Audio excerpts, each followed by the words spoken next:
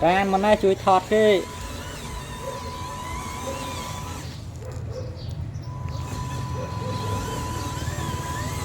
hay thôi đó là tạ món mình bị đó là có bói đó là phê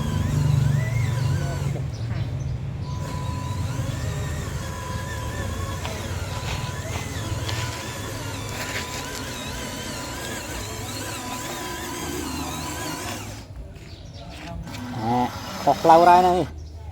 lấy chả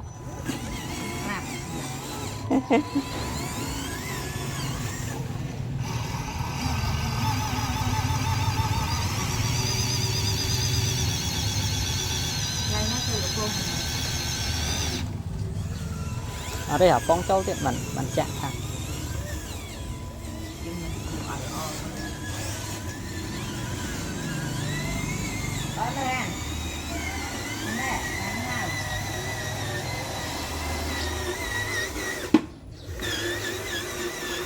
nó phong nó ngồm cái chọ về còn bập về chạ to to